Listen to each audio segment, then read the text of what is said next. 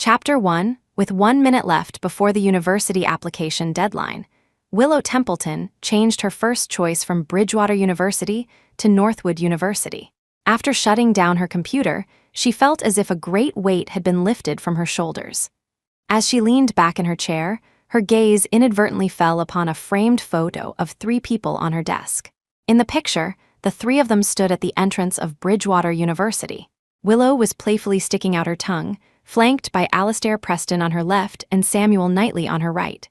Alastair's cool, aloof eyes were fixed on her, a doting smile gracing his features. Samuel, on the other hand, had his arm casually slung around her shoulder, his chin resting on top of her head, his gaze possessive as he looked at her. Willow gave a self-deprecating smile and peeled off a slightly yellowed sticky note from the photo. It read, "Willow Templeton, Alastair Preston, and Samuel Knightley will all go to Bridgewater University together." The firm strokes of the pen were still clear despite the time that had passed. Without hesitation, she tore the sticky note into shreds and threw it into the trash can. "Alastair Preston, Samuel Knightley, this time I won't be going with you. From now on, you can take your smooth path and I'll walk my own solitary one." Ding dong. Her phone, lying on the desk, suddenly chimed. Willow picked it up and saw a new message in the group chat. Willow Templeton and her 2 devoted childhood friends. It was meant to be a group chat for 3, but now there were 4 people in it. 3 weeks ago, Iris Holloway had sent a message in the group. "Yay, I checked my grades. I'm definitely getting into Bridgewater. I'm so happy I can continue to be classmates with Alastair, Sam, and Willow. Hope you'll all guide me." Although she said that, the names she tagged afterward were only Alastair Preston and Samuel Knightley. Alastair had replied instantly, "Whenever you need me, I'll be there for you in a heartbeat." Samuel had followed up, "Me too. First day of school, the whole campus will know you're under my protection." Willow curled her lip in a sneer and continued scrolling down the screen. 2 weeks ago, it was Alastair and Samuel who posted. One day, Alastair bought a luxury laptop and tagged Iris. "This is a school-starting gift. Did you receive it? If you don't know how to use it, I can teach you." The next day, Samuel bought the latest model phone. "Iris, your current phone is too old. Use this latest model I bought for you." Iris was deeply moved, sending several crying emojis in the group. "The gifts you've given me are too expensive. I don't deserve them." Both of them coincidentally sent the same message, "You're wonderful. You deserve everything." Afterward, they enthusiastically discussed in the group wanting to throw a party for Iris to celebrate. From beginning to end, Willow hadn't said a single word, and no one had paid her any attention. She was clearly an important member of this group chat, yet she felt like an outsider for no reason. And today, the screen was flooded with a pile of photos Iris had posted. Alastair and Samuel, like stars fawning over the moon, surrounded Iris in the center of a banquet hall. In the grand hall, gift boxes were piled up like a small mountain. In the photos, Iris smiled sweetly, like a cherished little princess. After posting the photos, she specifically tagged Willow in the group. "Willow, are you really not coming? The party Alastair and Sam prepared for me is so grand. I'm so happy." Willow hadn't intended to reply until she saw the gown Iris was wearing and the jewelry around her neck. Her face darkened as she typed her reply. "Iris Holloway, where did you get that dress and jewelry?" A few seconds later, Iris sent a voice message. "Oh, I forgot to tell you. I didn't have a gown, and I figured you must have many, so I went to your walk-in closet while you weren't home and picked out a dress and some jewelry." Her delicate voice carried a hint of a smile, and the lively sound of congratulations could be heard in the background. Willow felt a surge of anger. "How did you know the passcode to my house taking without asking is stealing? Don't you understand that?" she typed incredulously. Before she could even send the message, Alastair and Samuel's messages flooded the screen as they began to defend Iris in the group. "Willow, you're not usually so petty. It's just a dress and some jewelry. I'll compensate you if it's a big deal." "Yeah, why say such harsh things? How could Iris steal anything? She only went into your house because she considers you a good friend. We're all going to Bridgewater together, we'll be classmates. Why make things so ugly? Just let her have it." One after another, their messages were reprimands directed at her. Then, each of them transferred her some money, saying they would compensate her for her loss. Willow's chest heaved with anger, and the glaring group chat name on her phone screen now seemed to mock her. She, Alastair Preston, and Samuel Knightley had been childhood friends, growing up together. At 3, when they first met, the two boys clung to her small form, refusing to let go, almost wanting to snatch her home to raise. At 6, Willow loved a certain brand of yogurt. Alastair bought out all the yogurt on the entire street for her, and Samuel even had his family buy the factory, dedicating its supply solely to her. At 13, a big fire broke out at the Templeton house. Walter and Mary Templeton were away on a business trip, and only Willow was trapped inside. When everyone else dared not enter, it was the young Alastair and Samuel who rushed in without hesitation. To this day, both bore scars on their chests from the burns. At 15, when Willow had her first period, Alastair immediately skipped the math Olympiad and rushed back overnight. Samuel anxiously brewed brown sugar tea for her and pressed a warm compress to her stomach, his heart aching for her. All these years, they had always been by her side, like two valiant knights, not allowing any other boy to approach her. On her 17th birthday, both of them confessed their feelings to her. Willow couldn't choose, nor did she want to start a relationship so early. Just as she was about to steel herself to refuse, they immediately grabbed her hands, stopping her from saying any words of rejection. They humbly asked her for some time to consider, to give her answer on the first day of university. Willow didn't want to hurt anyone, so she reluctantly agreed. She thought she would figure out her feelings during that time, until Iris Holloway appeared. Iris was one of the underprivileged students sponsored by the Templeton family. Because of her good grades, she was able to transfer to Willow's high school. She used the excuse of thanking Willow to gradually get closer to her. Initially, Willow, out of pity, often took care of her. When Iris said she couldn't afford meals, Willow frequently used her own meal card to buy her food. When Iris said she couldn't keep up with her studies, Willow sacrificed her own time to help her with her homework. When Iris said she had no friends, Willow introduced her to Alastair and Samuel. But she never expected that in just 3 short months, Iris would meticulously scheme to replace her. Incidents similar to today's had happened countless times this past year. The group chat was still buzzing with their attempts to persuade her, every word defending Iris and blaming her. Willow actually laughed out of anger. Seeing the line, "All 4 of us are going to Bridgewater," she typed out a few words with her fingertips, "Only the 3 of you." She paused for a moment, then deleted it. She accepted their money transfers and then tagged Iris. "Fine, I'll give them to you. Not just the dress and jewelry, but these 2 childhood friends as well, I'm giving them all to you." Chapter 2, after Willow replied, she immediately changed the passcode to her front door. Then she began to clear out everything in the house that reminded her of Alastair Preston and Samuel Knightley. She took down many ornaments and dolls from the shelves, tossing them into a box. Before she knew it, the box was overflowing. As she carried the box downstairs to throw it in the trash, she ran into Alastair and Samuel, who were just returning from Iris's party. Their eyes almost immediately spotted the 2 toy bridal veils in the trash can. When they were children playing house with Willow, both had fought to be her groom, nearly coming to blows. In the end, Willow had to accept both veils to stop their squabbling. Even then, they declared that when she actually got married, the other person's veil would have to be thrown away. At that time, Willow had merely blinked her eyes. "How do you know I'll marry one of you when I grow up?" The 2 boys had instantly erupted, insisting she had to choose between them. Now, seeing Willow throw the veils away, and not only that, but everything related to them, they were stunned. Both of them immediately rushed forward. Samuel, always more expressive, gripped her hand tightly, his voice laced with disbelief. "Why would you throw away the things we gave you? Are you still angry about what happened earlier?" "Yes, we did tell Iris your passcode, but aren't you 2 friends? We didn't think it was a big deal. Even if she took your things, we transferred you the money, didn't you accept it?" Alastair, usually cool and reserved, spoke with a tremor in his voice. "Willow, it was just a small thing. It's fine if you're angry, but why throw things away? Do you have to be so heartless?" She threw their things away, and that was heartless. That made them lose their composure. What if she told them she had already changed her university application choices behind their backs, just to get away from them forever? Wouldn't they go insane? "I'm not angry. These things just got moldy, so of course they had to be thrown out." She spoke calmly, her eyes meeting theirs, as tranquil as still water. "Are you really not angry anymore?" they asked in unison. Willow shook her head. No, after all, these two would have nothing to do with her in the future. What was there to be angry about? Hearing this, Samuel immediately heaved a sigh of relief. Alistair's brow also relaxed.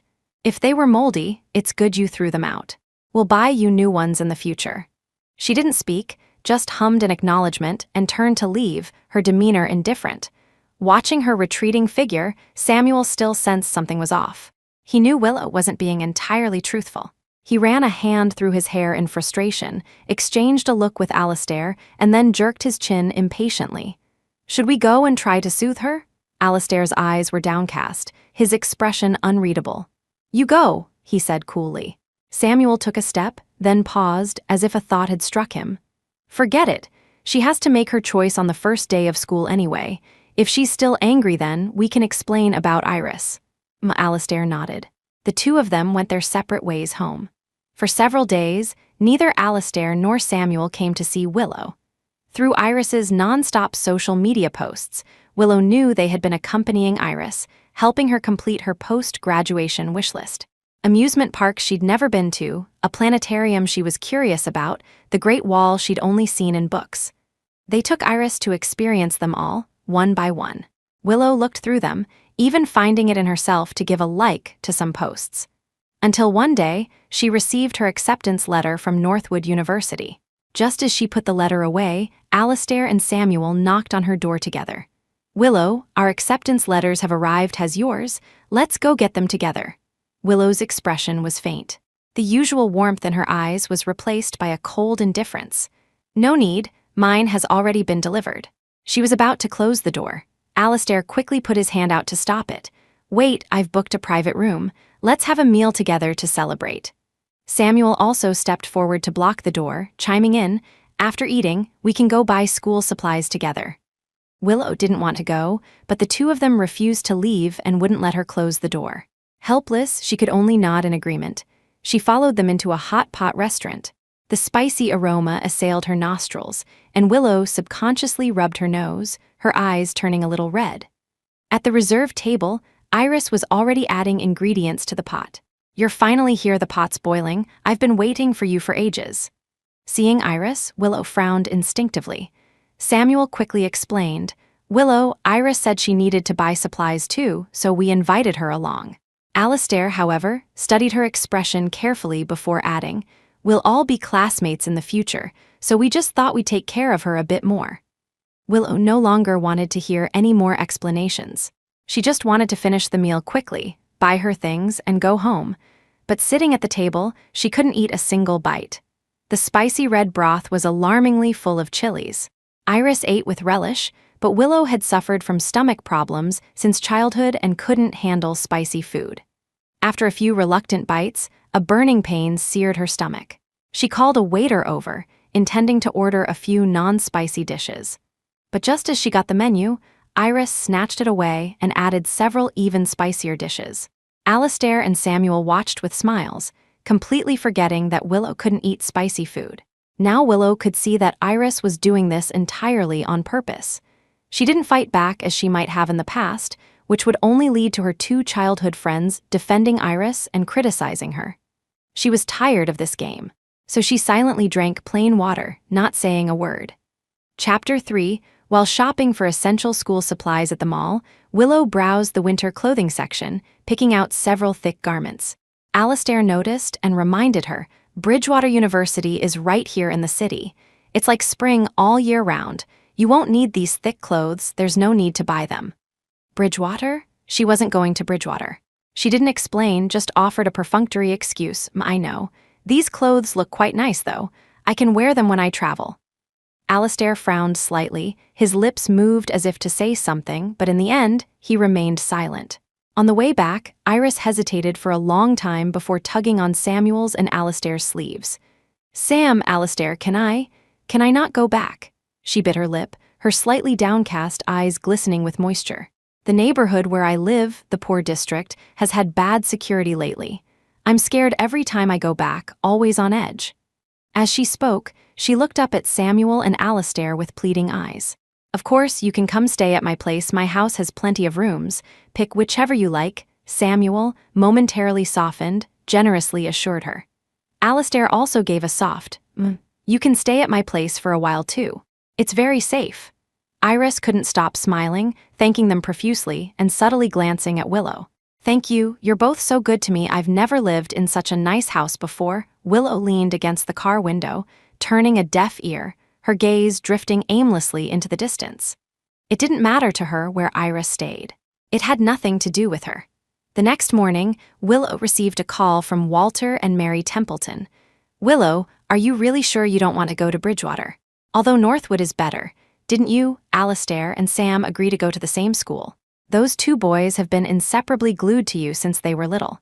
They can't stand you being gone for an hour. If they find out you changed schools, won't they go crazy? Willow forced a smile. That's their business. It has nothing to do with me. It's true I wanted to go to Bridgewater because of our agreement, but Northwood has a major I like more. This is my life. I'll make my own choices.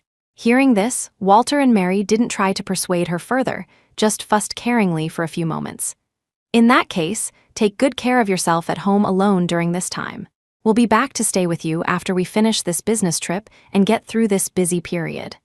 Oh, by the way, the back-to-school gift Mom and Dad bought for you has arrived. Remember to pick it up. Okay, thank you, Dad. Thank you, Mom. Willow smiled as she hung up the phone, then opened her text messages. Sure enough, 10 minutes ago, the courier had sent her a pickup notification. Package left at your doorstep. Please sign for it. She quickly got up to open the door, only to find nothing there. Just as she was puzzled and about to call the courier, Iris suddenly came out of Alistair's house, waving something in her hand. Willow, are you looking for this? And what she was waving was, indeed, a violin. I just saw a package at your door, so I helped you open it. Is this from your parents? What a beautiful violin. I wish I had one too. Can you give it to me? As she spoke, her eyes shone as she caressed the violin in her hands, unwilling to let go. Willow had never met someone with such a complete lack of boundaries. For a moment, she almost doubted if she had heard correctly. Hasn't anyone ever told you not to randomly open other people's things? If you like it so much, why don't you buy one yourself? Hearing this, Iris's eyes instantly reddened, and she sobbed, You know my family can't afford it. Why do you have to humiliate me like this? Willow had no time for Iris's theatrics and couldn't be bothered to argue with her. She reached out directly to take the violin. But Iris clutched the violin tightly, looking as if she adored it, refusing to let go. In the struggle, it was unclear who let go first. The beautifully gleaming violin fell to the ground with a thud. An ugly crack split across its perfect body, glaringly obvious. Chapter 4. Willow could no longer contain her anger. Iris Holloway, hearing the commotion, Alistair quickly walked out. Samuel, next door, heard the noise and immediately rushed out as well. And as both of them emerged, the first thing that met their eyes was Iris's tear-streaked, pitiful face. They ran to her side together. What's wrong? Weren't you fine just now? Who bullied you? She sniffled, her voice thick with tears. It's not Willow's fault. She accidentally dropped the violin she'd just bought. It's natural for her to be upset. I just showed up, and she lashed out at me as if to vent her anger and even pushed me. But I'm not angry. As long as she can be a little happier, I'm willing to do anything. She dropped the violin, she lashed out at Iris and pushed her to vent her anger. Willow could understand every word Iris said, but when put together, only two words echoed in her mind. Absurd, absolutely. Utterly absurd. She thought Iris was just a shameless manipulator. But she hadn't expected her to be so morally bankrupt, capable of twisting black into white. Before Willow could even speak, Samuel's face darkened, and he rebuked her. Willow Templeton, even if you're throwing a tantrum like a spoiled brat, this isn't the way to do it. Apologize to Iris, Alistair chimed in coldly. Willow, you've really gone too far. Apologize immediately. Willow's temples throbbed with anger. She struggled to control her emotions. Me, apologize? Alistair Preston, Samuel Knightley, there are security cameras in this hallway. Do you want to see what really happened? Hearing this, Iris immediately became agitated, crying even more hysterically. Alistair, Sam, please don't blame Willow. I'm really fine. If you stand up for me like this, I won't be able to be friends with Willow anymore. At these words, Alistair quickly took out a tissue and gently wiped the tears from Iris's face, patting her back. "It's okay, it's not your fault. Don't cry, be good." Samuel shot a cold glare at Willow. "Look at how you're acting, and then look at Iris. The difference is night and day." With that, the two of them protectively escorted the sobbing Iris away without a backward glance. Watching their retreating figures, Willow felt a heavy knot of frustration in her chest. She could only repeat to herself over and over, soon she wouldn't have to see these three people anymore, and she'd have no connection with them whatsoever. 3 days later, it was the pre-arranged class reunion. As soon as Willow arrived, many classmates curiously looked behind her, their eyes then filling with disappointment. "Willow, why aren't the campus heartthrob and the campus alpha here? Don't they usually follow you wherever you go?" "Yeah, I heard you all got into Bridgewater. On the first day of school, you have to choose between Alastair Preston and Samuel Knightley. Have you decided who you'll pick?" Before Willow could speak, a few classmates who usually picked on her chimed in. "Choose who? Does Willow Templeton even have a chance to choose anymore? Alastair and Sam prefer Iris now. Why are you still asking her that? Haven't you figured it out yet?" The group snickered, waiting to see Willow's reaction. They expected her to get angry, but surprisingly, she didn't say a word, not even sparing them a glance. Frustrated, the group was about to continue their taunts when the private room door opened. Alastair and Samuel, one on each side like two knights, flanked Iris as they entered. The group immediately looked at Willow and started snickering again. "Now that the campus heartthrob and campus alpha don't like her anymore, I really don't know what she has to be so stuck up about." "She's not stuck up, she's like a cast-off cur, ha ha ha. Look at her. She looks like a lost dog." The class monitor wiped cold sweat from his forehead and quickly tried to smooth things over. "Everyone's here, let's get the party started." At the party, everyone was boisterous. Alastair carefully took off his jacket and draped it over Iris's shoulders. "The AC is strong in here, wear a bit more." Samuel sat with a rebellious slouch, skillfully twirling a fruit knife in his hand. With a few quick flicks, the fruit peels landed neatly in the trash can. In no time, a bowl of fruit appeared in front of Iris. He drawled lazily, "Eat more fruit, drink less alcohol." They were extremely considerate in their care for Iris. Mindful of the previous incident, neither of them even glanced in Willow's direction. Willow sat in a corner, calmly eating her fruit, her expression filled with indifference. Midway, someone instigated a game of truth or dare. Willow initially didn't want to participate but was forcibly pulled in. After a few rounds, Willow lost. All right, it's Willow's turn to share a secret with everyone." A secret. Willow chuckled inwardly, her gaze sweeping past Alastair and Samuel. Then she said faintly, "My secret is on the first day of school, I will throw away 2 things. Chapter 5. The crowd didn't grasp the deeper meaning in Willow's words and seemed rather uninterested. "That's hardly a secret. How is throwing something away a secret? We'll let you off easy this round, but you can't be so perfunctory next time." She nodded but offered no explanation. Unfortunately, Willow lost the next round as well. Instantly, the private room erupted with jeers. "Willow, we can't let you off so easily this time. Let's think of something difficult. How about this? Alastair Preston or Samuel Knightley, who will you actually choose as your boyfriend?" As soon as this question was posed, everyone in the room craned their necks, eagerly awaiting the answer. Alastair nervously took several sips of water. Samuel was no better, his fists clenched so tightly they never loosened for a moment. Willow glanced at them, somewhat surprised that they, whose eyes were now seemingly only for Iris, would still be nervous about her answer. She sneered, "Both of them." Before Willow could finish her sentence, Iris let out a startled cry. Everyone turned to look, only to see that Iris had accidentally spilled wine on herself. The liquid instantly soaked her collar, and her pure white dress, now wet, clung tightly to her skin, the outline of her underwear faintly visible. Alastair's and Samuel's expressions changed slightly. One quickly pulled the jacket tighter around Iris, while the other swiftly cleared a path, leading her away to change clothes. The game was forced to a halt. With the center of attention gone, the crowd lost interest in continuing the game. Some began to whisper about wanting to leave. The class monitor quickly addressed the group. "Everyone, don't go yet. Miss Lawson also bought a lot of fireworks for us to set off by the river, to celebrate the start of our new journey." Hearing this, those who had been whispering about leaving fell silent. After a long wait, Iris finally arrived, flanked by Alastair and Samuel. She was wearing a layered, pink princess gown, a gift from Alastair, and the crystal shoes on her feet were encrusted with diamonds, priceless, and a gift from Samuel. She made a dazzling entrance, like a delicate little princess. The crowd murmured amongst themselves, gasping with envy. After all, the dress and shoes were new high couture pieces from C brand. Only Willow gave them a cursory glance before paying no further attention. The group went boisterously to set off fireworks. Brilliant fireworks bloomed in the dark sky, and almost everyone silently made a wish. Only Iris shouted towards the river, "I hope Alastair Preston's and Samuel Knightley's wishes all come true." Hearing this, Alastair's usually indifferent eyes couldn't help but show a flicker of emotion. Samuel grinned broadly and gently ruffled Iris's hair. "Why are you so silly? Who makes wishes for others?" Iris turned her head, pouted, and smiled at the two of them. "But you are the most important people in my heart." Alastair and Samuel both chuckled, speaking in unison. "You are the most important person to me too." Willow felt the air was thick with a cloyingly sweet atmosphere and didn't want to stay near them any longer. So she turned and went to a corner, quietly admiring the fireworks alone. When Iris noticed, she immediately tugged Alastair and Samuel.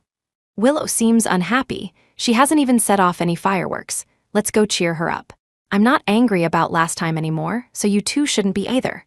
Hearing this, Alastair's gaze deepened, his feet seemingly rooted to the ground, unmoving. Samuel also turned his head away, not looking at Willow, and refused to budge. "Well, since you two won't go, I'll go cheer her up and give her a surprise." Saying that, she smiled, picked up a bundle of fireworks, and as she neared Willow from behind, she quietly lit them and casually tossed them all onto Willow's head. With a bang, the fireworks exploded. Everyone looked over to see Willow engulfed in flames. Willow, Alastair's and Samuel's hearts clenched, and they ran over like madmen. Chapter 6. When Willow woke up again, she opened her eyes to a world of white, the strong smell of disinfectant filling her nostrils. She tried to move, but her entire body ached severely. The nurse changing her dressing quickly stopped her. "Don't move, you have severe burns. Luckily, you were brought in promptly, and you've had skin grafts, so you won't have scars. Otherwise, such a beautiful face and fair skin like yours would have been completely ruined." Willow remembered the scene before she lost consciousness, and a chill ran down her spine. She truly didn't know how someone could be so malicious.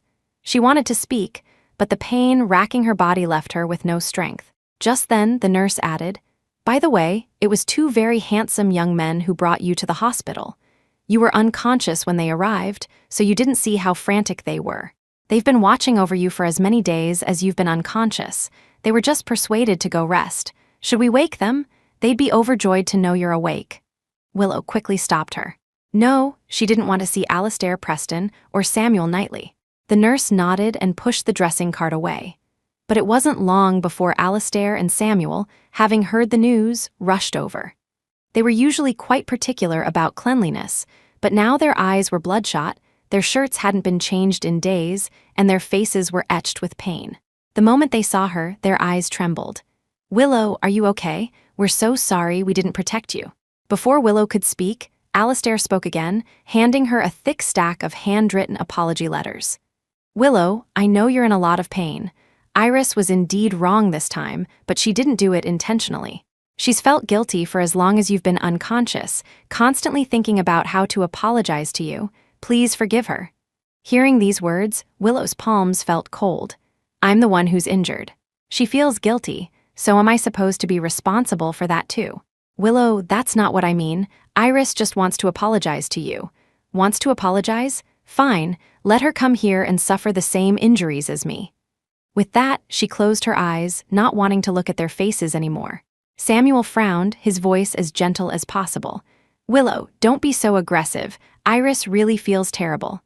"Terrible?" Willow laughed until tears streamed down her face. "If she feels so terrible, and you feel so bad for her, then go see her." "What are you doing in my hospital room?" Her eyes were filled with cold indifference, as if pushing everyone miles away. Alastair and Samuel exchanged a look and sighed helplessly. They knew that nothing they said now would get through to her. Samuel said resignedly, "Willow, I've found the best doctor in the city to treat you. You won't have any scars, don't worry." Alastair followed, I've left Preston family bodyguards here. If you want to eat or need anything, just tell them. We'll come to see you every day." After speaking, they took a deep look at Willow, who was resting with her eyes closed, and then left. After they left, Willow clenched her teeth, gasping for breath in pain. The anesthetic had worn off the moment she woke up. Her entire body felt like it was being torn apart by knives. She had been forcefully suppressing her grievances and pain, refusing to make a single sound of vulnerability. Until, after an unknown amount of time, Walter and Mary Templeton rushed in. "Willow, does it hurt?" As soon as her parents' concerned words left their lips, Willow could no longer hold back. The tears she had suppressed for so long finally streamed down. "Dad, Mom," she broke down sobbing. "It hurts so much." Mary Templeton hugged her tightly, her heart aching beyond words. Walter Templeton's face was dark as he slammed his hand on the table. "We truly let a wolf into our house. That Iris Holloway must have done it on purpose from today onwards. We will revoke Iris's sponsorship. We will also do our best to find evidence and hold her accountable for all her actions." After a long time, Willow's emotions finally stabilized. Walter and Mary had to leave due to work. "Willow, recover well. Mom and Dad are busy with work, so we have to go now, but we absolutely will not let her off." Walter and Mary Templeton came and left in a hurry. The hospital room became empty and cold again, but Willow didn't feel as sad as before. Her heart felt warm. She closed her eyes, just beginning to feel drowsy, when a knock sounded at the door. Before she could make a sound, she heard the hospital room door being pushed open. Chapter 7, this time, it was Iris. She was crying pitifully, large tears rolling down her cheeks as she sobbed, "I'm sorry, Willow, please forgive me, okay? I can't lose the Templeton family's sponsorship, and I can't go to jail. I won't be able to survive, I'm sorry. I really didn't do it on purpose, I beg you, please forgive me, okay?" She repeated her apologies countless times, but Willow couldn't detect a single shred of sincerity. If her sponsorship hadn't been revoked, if she wasn't being held accountable, would she have come to apologize? It was a no-brainer. Willow didn't want to see her and pressed the nurse call bell beside her. "Nurse, I don't know her. She's disturbing my rest. Could you please help me get her out of here? Thank you." Hearing this, the nurse's eyes instantly filled with vigilance. She quickly grabbed Iris's arm and asked her to leave. Iris stumbled, still pleading as she was pushed, when suddenly two voices came from behind. "Don't touch her," Alastair and Samuel quickly supported Iris, asking gently, "Are you all right?" "I'm fine." She feigned ease with a shake of her head, but her red-rimmed eyes revealed everything. "Willow doesn't want to see me. I should just go." Though she said this, she made no move to leave. Seeing this, the two men quickly grabbed her hand and barged into the hospital room again. Samuel tried to persuade Willow again. "Willow, Iris is truly remorseful. Revoking her sponsorship is one thing, but holding her legally responsible is too much. Just forgive her this once." Iris grabbed Samuel's hand, tears streaming down her face like rain. "Sam, you don't have to speak up for me. Although it wasn't intentional, if it weren't for me, Willow wouldn't have gotten hurt and needed skin grafts, suffering so much pain. I know she won't forgive me easily." As she spoke, she produced a knife from somewhere, her eyes filled with tears, and looked at Willow with determination. "Willow, you said that if I also got hurt, you would forgive me, right?" With that, she gripped the knife and slashed it viciously across her arm. Bright red blood gushed out instantly, a deeply, acutely stinging sight for everyone. Just as she was about to make a second cut, Alastair's eyes narrowed. He immediately snatched the knife from Iris and slashed his own arm forcefully. "I'll take it for her." Samuel, not to be outdone, took the knife and cut his own arm. "If 2 cuts aren't enough, there's still me, I'll bear it for Iris too." Willow lay in her hospital bed, watching the two men vying to get injured for Iris. For a moment, she felt a sense of unreality. Did she really know these two people in front of her? The three of them had been childhood friends for over a decade. Iris had only appeared a month ago. How could things change so quickly? The 3 people before her were still arguing. Willow suppressed the ache in her heart, lowered her gaze, and finally spoke, "I don't accept emotional blackmail. Whether I forgive or not is my decision. I need to rest now. Please leave." Her voice was as cold as ice. Even though the 3 people in front of her had blood streaming from their arms, her expression didn't change in the slightest. Alastair and Samuel exchanged a look. both seeing the astonishment in each other's eyes. They hadn't expected Willow to be so cold. Iris's tears fell uncontrollably, her eyes swollen from crying. I'm sorry. Alastair gently wiped her tears. Be good, don't cry, it's not your fault, we're still here. That's right. The Templetons aren't sponsoring you anymore, but we're still here. Don't worry about tuition fees. As for the rest, you don't need to worry either. We'll find a way to get you acquitted, Samuel added comfortingly. Hearing this, Willow closed her eyes, a sarcastic smile tugging at her lips. She knew, of course, that if they wanted to, they could naturally protect Iris. So why were they begging for her forgiveness? Were they deliberately putting on a lovey-dovey show in front of her? She stayed in the hospital for a long time. Alastair and Samuel came to see her almost every day. She refused to see them every time. Helpless, Alastair and Samuel could only leave the gifts they bought to cheer her up and her favorite snacks at her door each day. They hoped that when someone went in, they could take them in. But each time, Willow gave them to the nurse on duty. Chapter 8, on the day of her discharge, Alastair and Samuel came to pick her up. Willow, your Uncle Walter and Aunt Mary are away on business. We're here to get you. Willow didn't even look at them and turned to leave in another direction. Alastair's expression darkened, and he grabbed her hand. Willow, because you were unhappy, we haven't seen Iris recently. It's understandable if you don't like her, but why has your relationship with us become so distant too? Hearing this, Willow couldn't help but find it laughable. Was she deliberately being distant? Weren't they the ones who had pushed her away, step by step, forcibly severing ties with her? She just chuckled a few times without answering. Samuel drove his car over, blocking the exit. Willow, if you don't get in the car, we'll keep blocking this exit. I guarantee no car on this road will be able to pass. As if to prove his words, cars not far away soon honked their horns in protest. Then a second, a third, and more. Samuel opened the car door. Sorry, I'm just trying to placate a girl. As soon as she forgives me, I'll move the car immediately.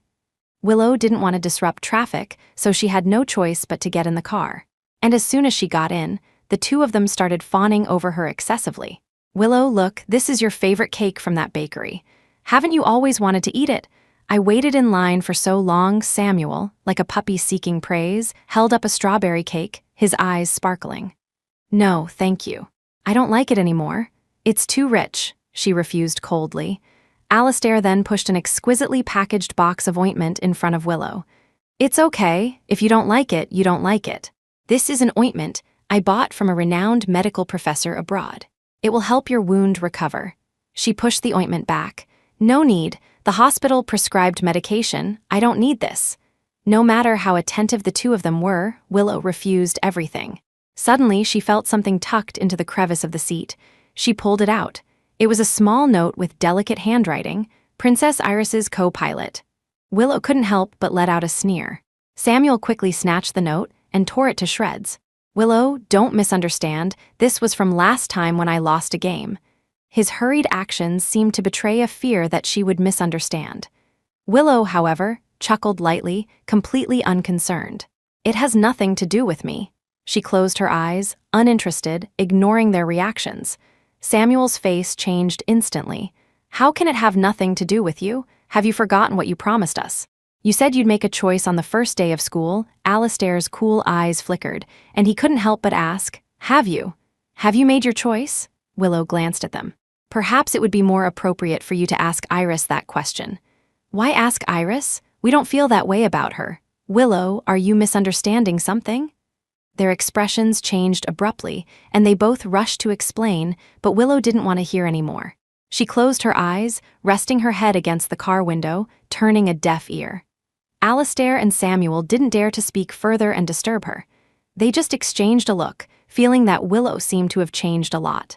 She had become increasingly indifferent to them. This wasn't their intention.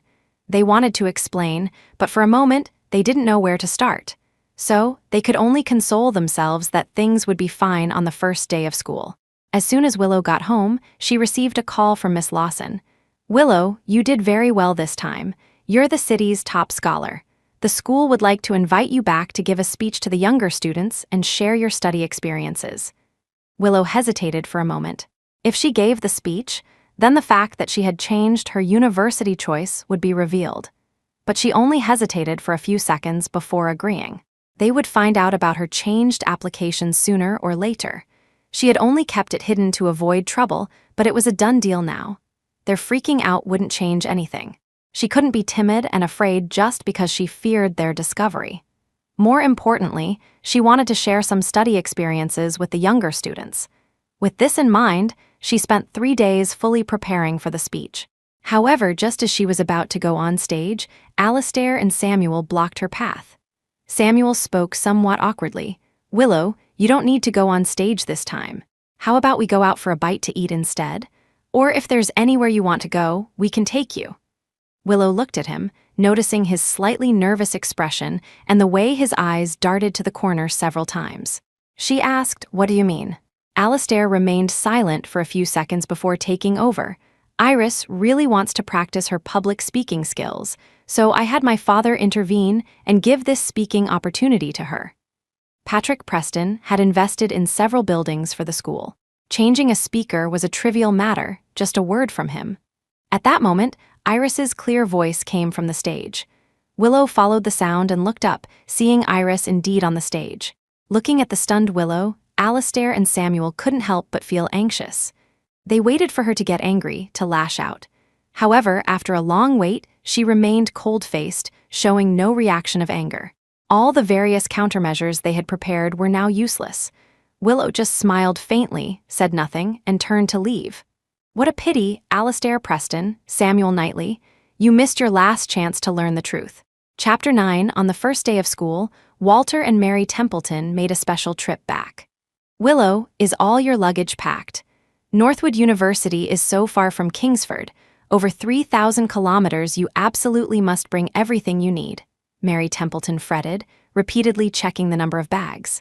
Walter Templeton also said caringly, "Dad will take you to the airport. I'm worried about you traveling so far alone." "No need," Willow smiled and shook her head. "I'm grown up now. Mom and Dad, you're busy with work, don't worry about me."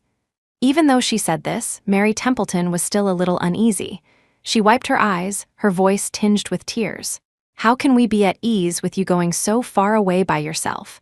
Bridgewater is right here in the city, yet you insist on going so far." Willow smiled and hugged her mother. "Mom, you're crying like this just because I'm going to university. What if I get married in the future? Wouldn't you cry yourself unconscious?"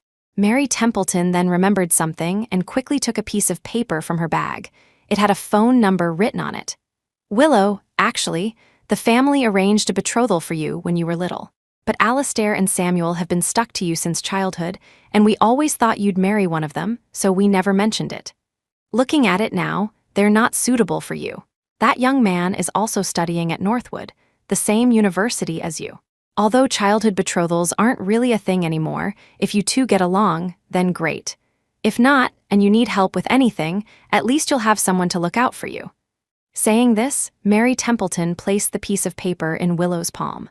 Just as she was about to refuse, Alastair and Samuel suddenly walked in. "Uncle Walter, Aunt Mary, don't worry, we'll take good care of Willow." Everyone present knew the two had misunderstood, thinking they were being talked about, but everyone remained silent, no one revealing the truth. Willow calmly put the piece of paper into her pocket and said, "Mom, don't worry, I understand." Mary Templeton wiped her tears and nodded.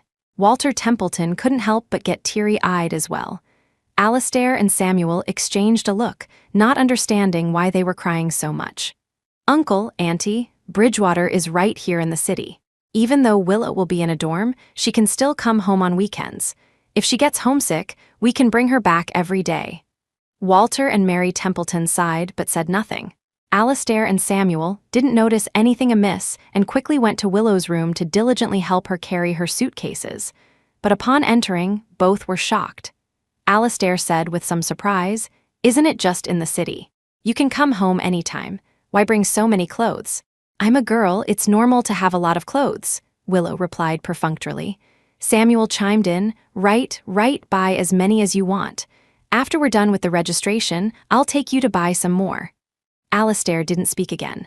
Instead, he casually picked up a suitcase, his usually cool face now showing a hint of imperceptible nervousness. "Willow, take my car." After a moment's hesitation, he stammered, I've prepared a surprise for you at school." Samuel quickly snatched the suitcase from his hand. Better take my car, I've prepared a surprise too. The two pulled Willow from left and right, vying for her attention. Suddenly, someone's phone rang. Alistair, Sam, I was in a car accident on the way to school, woo woo woo. It was Iris. Alistair and Samuel's expressions changed dramatically. They asked anxiously, "How are you? What happened? Are you injured?" Iris's sobbing voice came from the other end.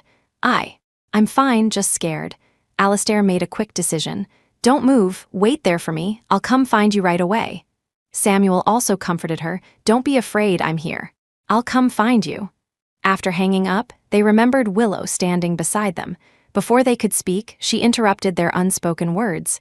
"You don't need to take me. I'll go to school by myself." Alistair hesitated, wanting to say something, but in the end, only managed. "Then when you get to school, remember to call me."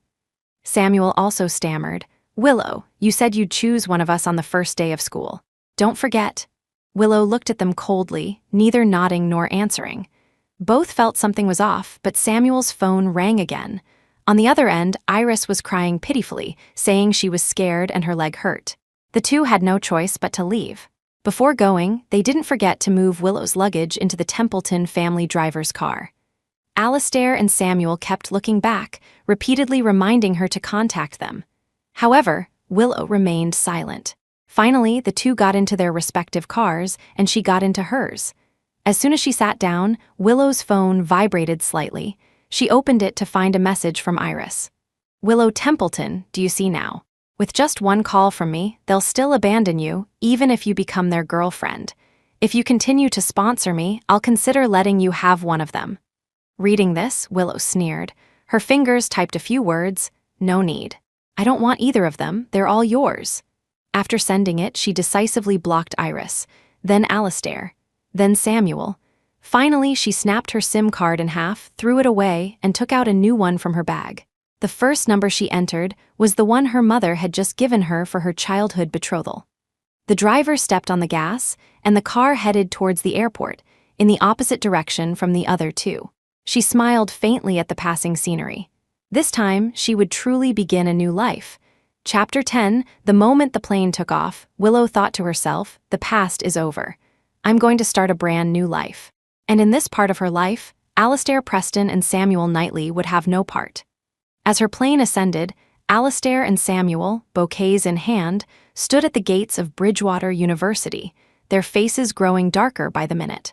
The Templeton family car was nowhere in sight, and a growing sense of unease settled in their hearts. For some reason, both felt a nagging disquiet. This feeling gradually intensified, and a thought took root. Willow didn't want to accept their confessions perhaps, she had just taken a different route onto campus. They hardly dared to imagine another, less likely possibility.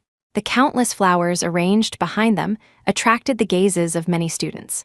Some troublemakers even took photos and posted them on the school's online forum. "Wow, these handsome freshmen are making such a huge scene on the first day, who are they confessing to? I'm dying, who's so lucky." You know, they really do have different styles. One is cool and aloof, the other is passionate and unrestrained. Could they be confessing to the same girl? Are they still at the school gate? I'm going to check it out. Countless people saw the forum post and rushed over to spectate.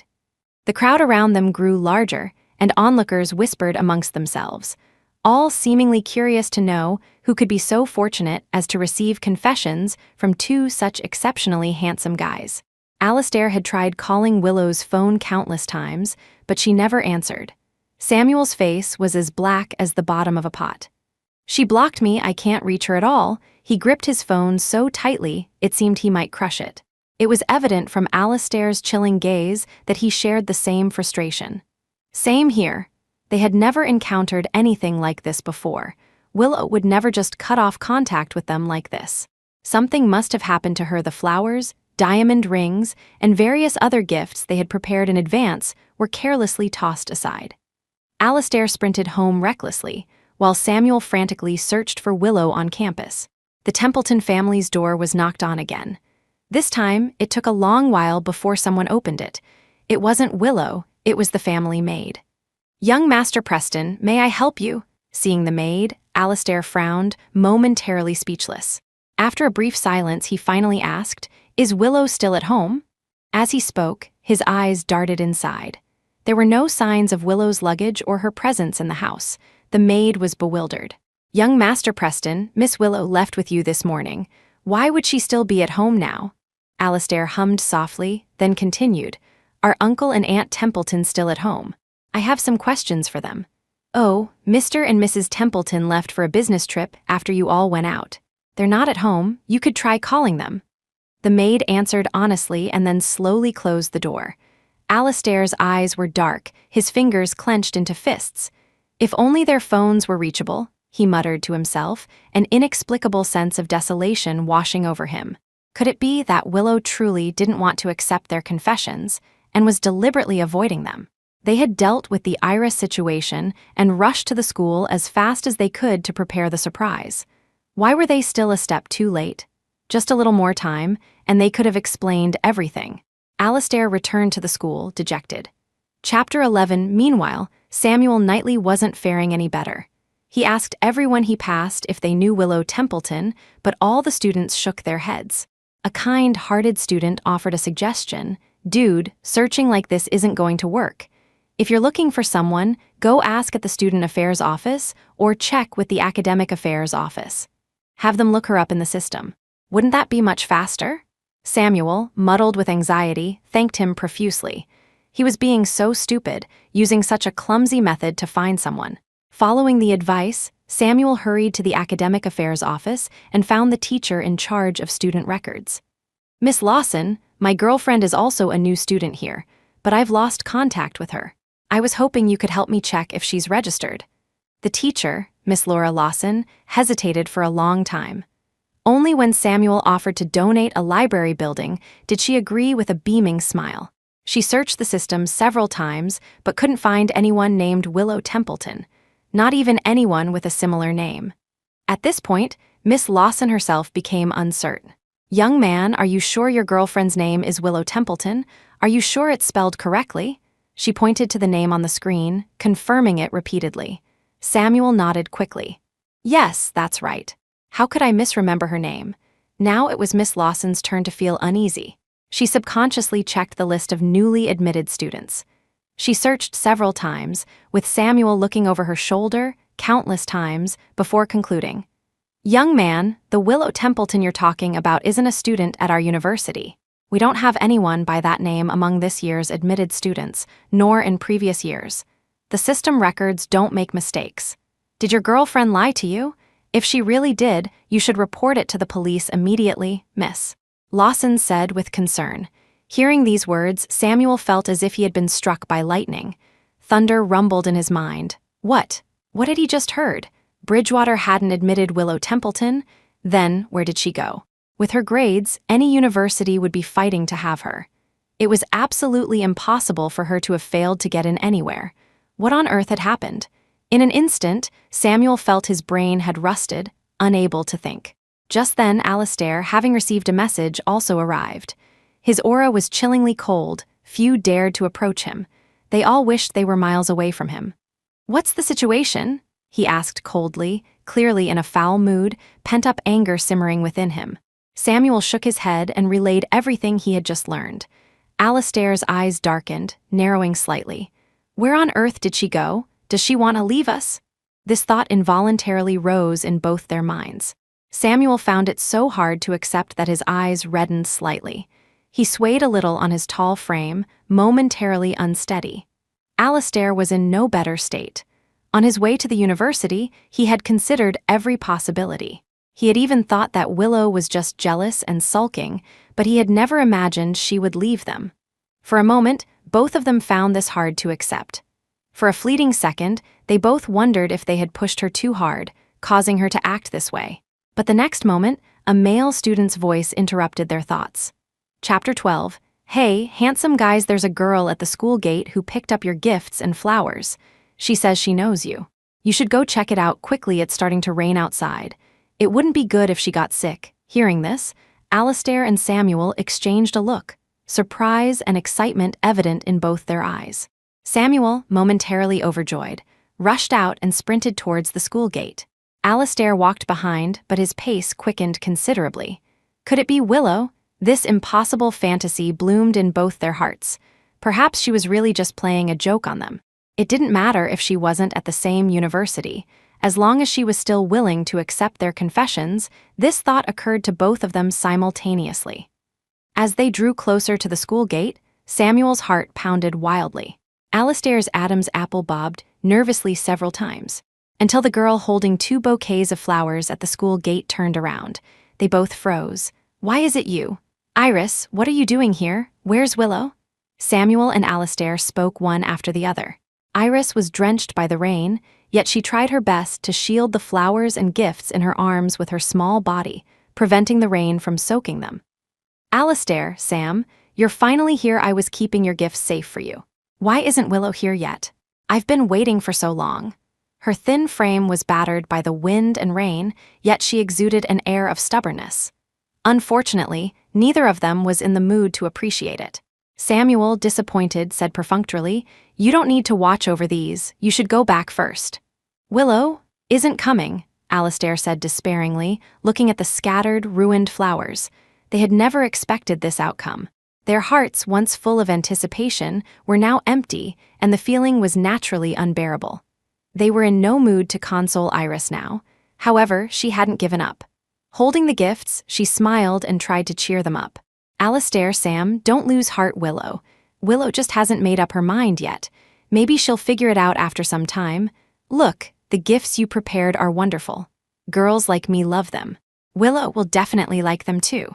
Unfortunately, neither Samuel nor Alastair was paying attention to her words. The same boys who once couldn't bear to see Iris suffer, even a little hurt now, seemed oblivious to her standing in the rain. "She won't like them," Alastair said faintly. They had grown up with her. How could they not understand her? Her actions were a clear rejection. To get away from them, she had changed her university choice and never told them. Wasn't the meaning of this gesture obvious enough? Samuel also looked down, exuding an aura of sadness. Perhaps they had made a wrong move. They had thought that by being nice to Iris, they would make Willow jealous, causing her to compete with Iris and finally decide whose confession to accept. They never expected her to reject both of them. Chapter 13. Alastair's and Samuel's eyes were filled with dejection. Just then, Iris suddenly opened 2 gift boxes and put on a pair of jade bracelets and a jadeite necklace from within. She held their hands, one in each of hers, and said firmly, "Alastair, Sam, Willow doesn't like them, but you still have me. I like them. You are wonderful. It's Willow Templeton who can't see it. Can't you also look at the people around you? I'm not bad either." Iris shouted these words, oblivious to the rain soaking her clothes. In an instant, the entire campus fell silent, including Alastair and Samuel. Samuel tugged at his lips awkwardly, speaking in a joking tone. "Iris, you're not kidding, are you? Stop messing around. Take off the jadeite necklace. It's not for you to wear. Be good." Alastair stared at Iris's hands, his gaze so cold it was as if he wanted to chop them off. "Who allowed you to put on these bracelets? Take them off. Don't make me do it. They are not for you." His cold hand gripped Iris's wrists tightly. Aided by the slickness of the rain, he forcefully removed the newly donned bracelets. Iris almost froze on the spot. How could this be? Tears welled up almost instantly. Iris cried aggrievedly, apologizing repeatedly. "I'm sorry, these don't belong to me, I know. They belong to Willow Templeton. It was my mistake to think you liked me. I was overthinking." Before Samuel could remove the necklace, she took it off herself and placed it in his palm. "I'm sorry, it's all my fault for taking Willow Templeton's things. I thought since she rejected you, I might have a chance. It turns out it was just my wishful thinking." Iris gave a self-deprecating smile, then turned and ran off crying. However, she didn't run far before realizing she hadn't heard any footsteps chasing after her. This time, she truly panicked. She had originally thought Alastair and Samuel were completely under her control, so deeply in love with her they couldn't extricate themselves. Why was it still like this? Even though Willow had abandoned them on the day of their planned confession, why were they still so in love with her? Was she, Iris Holloway, that inferior to Willow Templeton? Iris stood by a secluded lake, lost. It was only her first day at this university. After accidentally taking a wrong turn, she had forgotten how to get back on the right path. Why does even the road have to make things difficult for me? Iris, furious, kicked a large tree nearby. But because the path was slippery from the rain, she accidentally slipped and fell into a split. Her carefully prepared image was now a complete mess. Iris was almost brought to tears by anger. She lay on the ground in pain, grimacing for a long time before barely managing to get up. Why do they all like Willow Templeton so much? Even after all this, why are they still so in love with her? Family background, status, money, loving parents, childhood friends who grew up with her. She has everything. Why can't she just give me a little something? Even if she just gave me Alistair or Samuel, that would be fine. Why does she have to treat me like this? Her resentment grew stronger. She slammed her fist against the tree trunk, her knuckles bleeding, yet she didn't even notice. However, at this moment, Alistair and Samuel were carefully placing the heirlooms back into their boxes. They had never intended to accept Iris. Towards Iris, they only felt pity and more so, used her as a tool to make Willow jealous.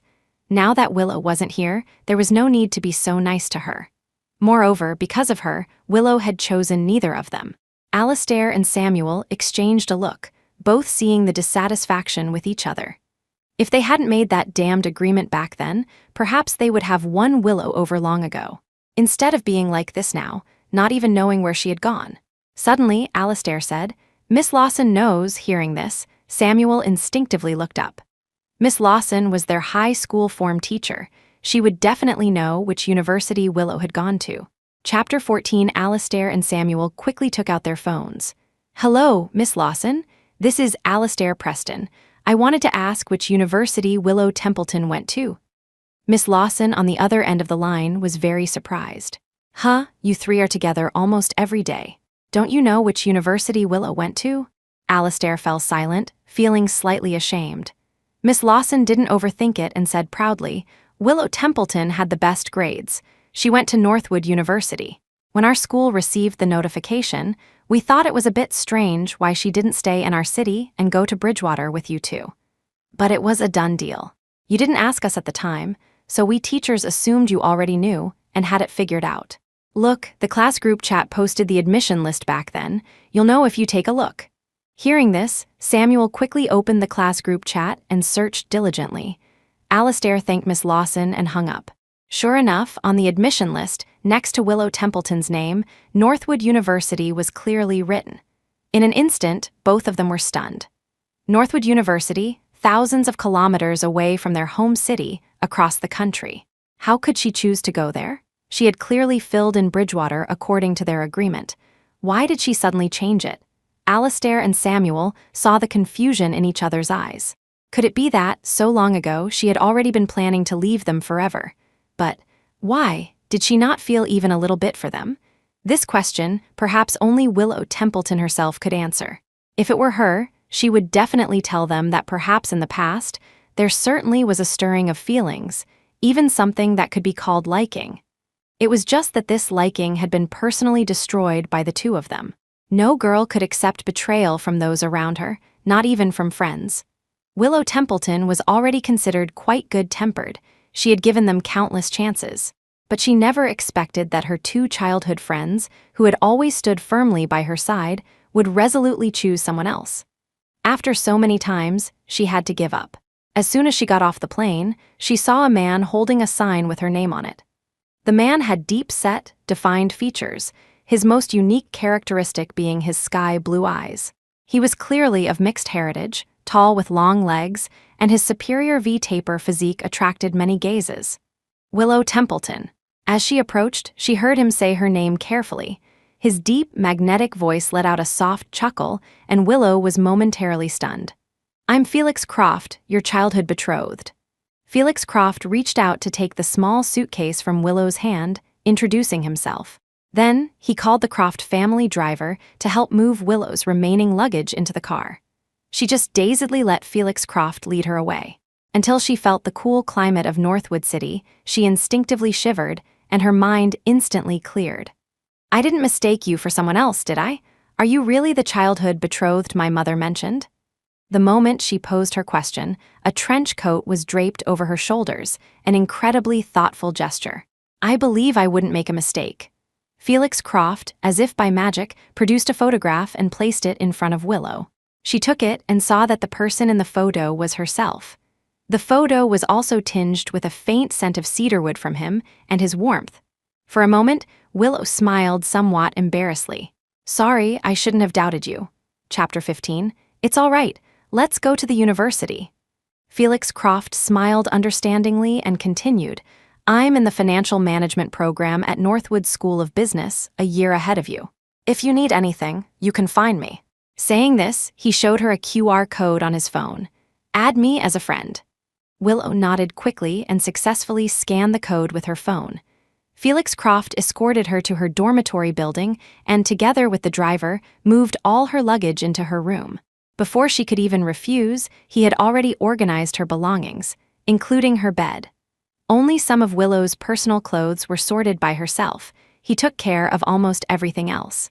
He even noticed what things were missing and immediately had someone go buy them.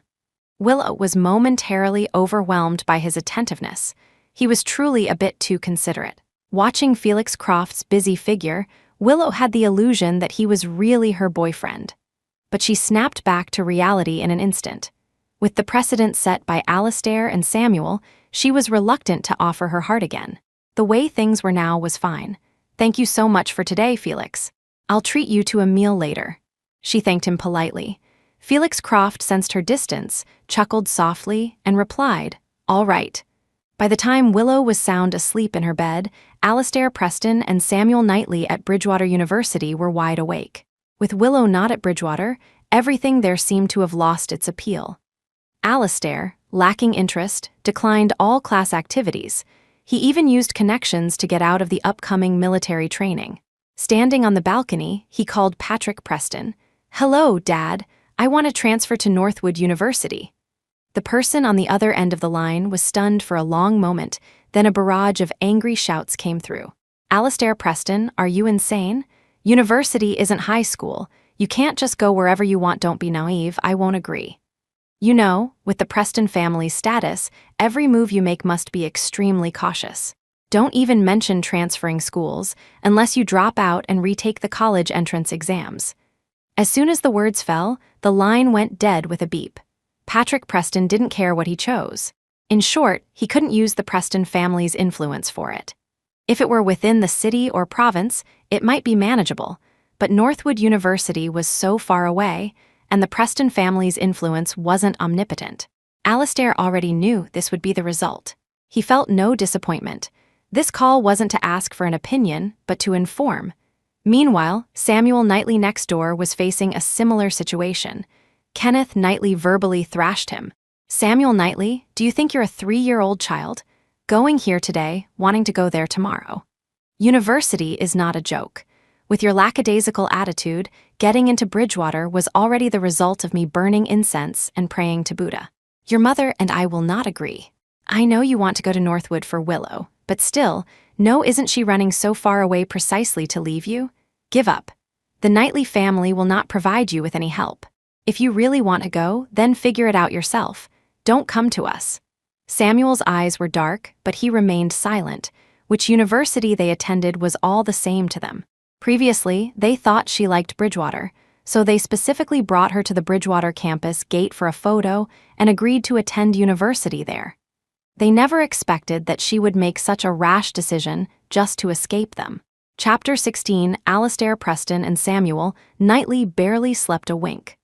The next day, instead of attending the freshman orientation meeting with their classmates, they headed towards the academic affairs office. The academic affairs officer frowned, asking repeatedly, "Isn't Bridgewater good enough? Why do you want to drop out? Do you want to waste all those years of hard work in high school? You need to understand, Bridgewater and Northwood are on par. Going to either is the same. Moreover, this place is better suited for your future development." The officer tried his best to retain these two valuable assets. However, Alistair spoke coolly. "Sir, with my intelligence, getting into any university is a piece of cake. She's not here, so there's no need for me to stay." Samuel followed. "Me neither. It's just the college entrance exam. A little effort is all it takes. I don't want to be separated from her." The academic affairs officer hesitated. At that moment, Iris stood outside the door, having overheard the entire conversation. She had thought that with the three of them now at Bridgewater, and Willow absent, her opportunity had arrived. She never imagined they would actually drop out for Willow. "No, Alistair, Sam, can't you please not drop out? I don't want to be separated from you. Can't you look at me, standing right behind you, please? I'm begging you, can't you please not only see Willow Templeton? I'm clearly no worse than her. And I like you more," Iris shouted resolutely, her small face on the verge of tears. Alistair and Samuel listened, and the expressions of strangeness and disgust in their eyes grew increasingly obvious. The office was deathly silent. After a long while, Alistair was the first to break the silence. "Iris, I remember what you promised us before." As soon as these words were spoken, Iris's heart sank. Samuel, suppressing his anger, dragged her out of the office. Then, a fist came whistling through the air, but it struck the wall beside her. Some plaster crumbled off the wall, falling onto Iris. However, the moment his fist flew towards her, her heart had stopped for an instant. "Iris, we agreed before. You would act with us, make Willow jealous. You promised us you would absolutely not develop inappropriate feelings for us. That's why we chose you," Samuel said sternly, his eyes bloodshot with anger. Alistair's clear, cold voice also came through. "It was you who assured us back then that you would help us pursue Willow. But now, you used us to drive Willow away, and now you want to confess to us. I remember warning you more than once not to develop inappropriate feelings for us. How should we settle this now?" Their words, one by one, practically nailed Iris to a cross, as if she were about to be executed in the next second. She was terrified to the extreme, her lips trembling uncontrollably, unable to utter a complete sentence. During this time, she had been immersed in their kindness towards her and had long forgotten their initial agreement. She remembered when she first met Alistair and Samuel, she had found them breathtaking. Willow had brought her into contact with them time and time again. Iris had personally witnessed their attentiveness and affection for Willow. Gradually, a greedy thought began to grow within her. She thought if they looked at her with such adoring eyes and were good to her, wouldn't she be the happiest person in the world? And at that time, how wretched would Willow be? Just thinking about it excited Iris. She dreamed of replacing Willow, becoming Willow, and seeing Willow in a state of despair. So she made a bold decision. Chapter 17, Iris approached Alistair Preston and Samuel Knightley to propose a collaboration. The deal was that they would pretend to be nice to her to make Willow Templeton jealous, and in return, she would help them pursue Willow. To convince them that this method was effective, she deliberately threw away the love letters they had prepared for Willow and forged new ones in her own handwriting, addressed to herself. Iris still clearly remembered Willow's shocked and bewildered expression when she found those two love letters signed with Alistair's and Samuel's names. Sure enough, Willow confronted them with the love letters, and just as they had hoped, Willow became jealous. After that, they believed her and decided to confess everything to Willow and explain the situation on the first day of school at Bridgewater. But none of them had expected that Willow had already extinguished any inappropriate thoughts and changed her university application. Iris recalled everything that had happened recently and laughed maniacally. Ha, ha ha. If Alistair and Samuel hadn't intervened, she might have remained lost in the beautiful dream she had woven for herself. Their cold, heartless gazes made it seem as if their kindness towards her during this period had never existed. Iris subconsciously reached out, wanting to touch their eyes, but Samuel unhesitatingly slapped her hand away. "You tricked us, and what's more, you drove Willow away." His tone carried a subtle, dangerous undercurrent. Before, they hadn't thought of dealing with Iris, but since she insisted on recklessly provoking them, they couldn't be blamed for what happened next. Alistair's tone was ice cold. "If it weren't for you, Willow would never have left us. Aren't you most concerned about your future? We will revoke your sponsorship, and also, for all the times you bullied Willow before, you will pay it all back." As soon as these words were spoken, Iris's laughter turned into tears. "Alistair Preston, Samuel Knightley, stop deceiving yourselves. During this time, you had countless opportunities to win Willow Templeton back, but you didn't take them. You were the ones who pushed her away. I told you, she doesn't love you at all. The person who loves you most is me. It's me," she shrieked hysterically, trying to elicit their pity. However, Alistair's and Samuel's eyes held only cold indifference. "Enough, Willow must still have feelings for us. Stop lying." Samuel, whether out of confidence or panic, quickly interjected. Afterward, the two of them left Iris there and unhesitatingly went to process their withdrawal from the university. Iris collapsed onto the ground, her heart filled with immense panic. Just revoking her sponsorship was enough to drive her to desperation. She had grown accustomed to a life of comfort and wealth. It was impossible for her to fall back into poverty. Without money, even surviving would be difficult. Iris was instantly filled with regret. She quickly got up, took the bank cards Alastair and Samuel had given her, and rushed to the bank. "I want to withdraw cash as much as possible." She frantically entered the pins, her fingers trembling several times before she successfully entered them completely. At this moment, perhaps only a large amount of cash could soothe her uneasy heart. However, the ATM malfunctioned, displaying "Your bank card has been frozen." She tried both cards. Both showed the same message. Chapter 18. Iris completely panicked. How could this be? She quickly switched to another machine, trying to reassure herself. Yes, it must be a machine malfunction. It can't be this fast. No matter how many machines she tried, the displayed message was the same. "Impossible, impossible," Iris muttered frantically, slamming the bank cards on the counter in front of a bank teller and roaring. "Give me cash, as much as you have," the teller checked repeatedly, then frowned and said patiently, "I'm sorry, both of your bank cards have been frozen. You cannot withdraw any money." Hearing this, Iris instantly lost all strength, slumping to the ground like a pile of mud. "It's over. Everything is over." She carelessly tossed the two bank cards onto the floor, her entire being on the verge of a desperate collapse. She didn't even know how she made her way back. As she was walking, a mischievous child, holding a firework, was gleefully laughing and roughhousing with a friend. Not looking where he was going, he accidentally bumped into Iris's calf. "Get lost, don't touch me." She kicked the child away and he immediately burst into tears. Seeing the firework in his hand, the child's eyes hardened. He lit it and threw it at Iris's back. With a bang, the firework exploded. Iris's clothes caught fire from the sparks, and a patch of her hair was singed. "Ah, help, save me!" Iris writhed on the ground in pain. Unfortunately, there were no surveillance cameras here, and few people frequented the area. The two children who had been playing were nowhere to be found. A red light blinked in a hidden spot, and then a bodyguard in black reported in a low voice, "Mr. Templeton, it's done. I guarantee Iris Holloway won't have an easy time." Walter Templeton stood by the French window, gazing at the river, and lightly hummed in acknowledgement. Iris struggled for a long time and finally managed to extinguish the fire on her back. Then, she limped towards the hospital. Even without looking, the searing pain from the large burn on her back made her break out in a cold sweat. Iris's face was ashen.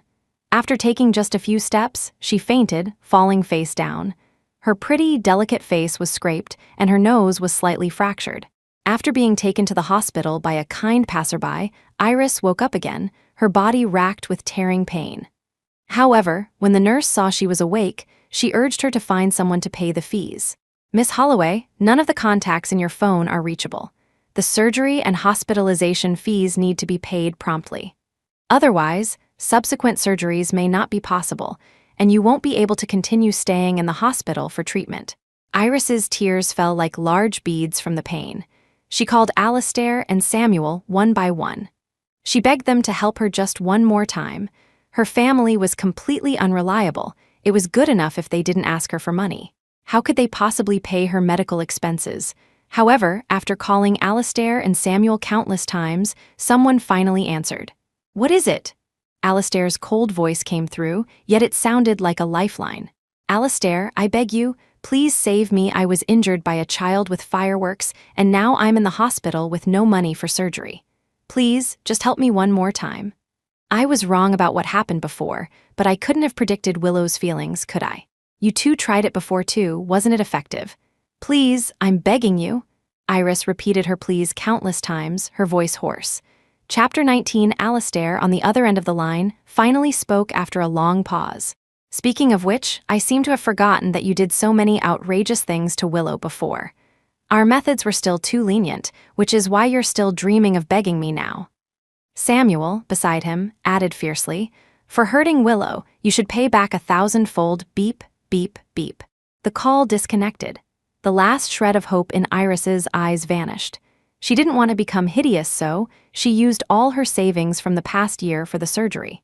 However, due to financial constraints, even after the surgery, she still couldn't return to her original appearance. Of course, these were all later developments. After Alastair Preston and Samuel Knightley dropped out of university, they immediately enrolled in a cram school to retake their exams. For a time, rumors about the two of them spread throughout the entire Bridgewater University campus. Almost everyone discussed how foolish they were, confessing on the first day of school only to find out their target wasn't even at that university. Some insiders even leaked Iris's story.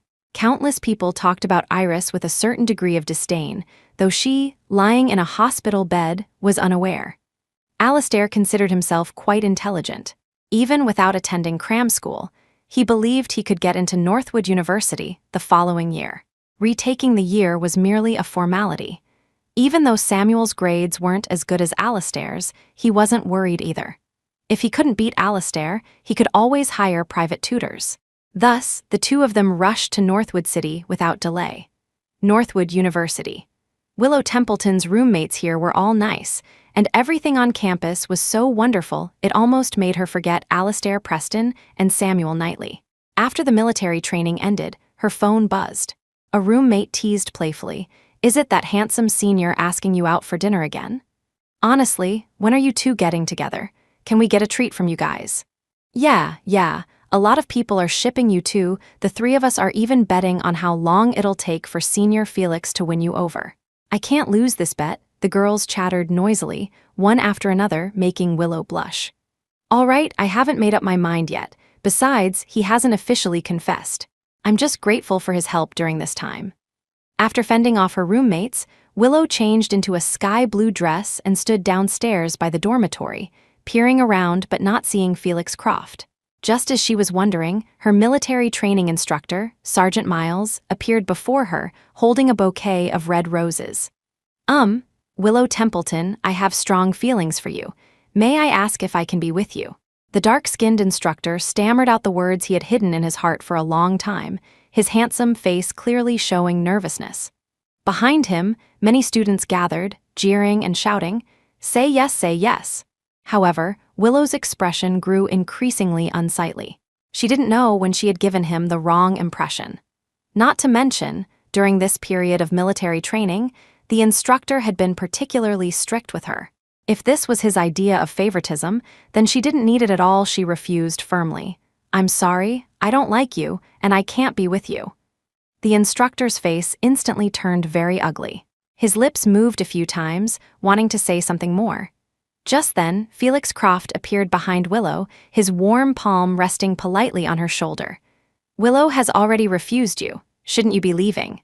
Seeing Felix Croft appear, Sergeant Miles's face instantly turned ashen, and he left dejectedly.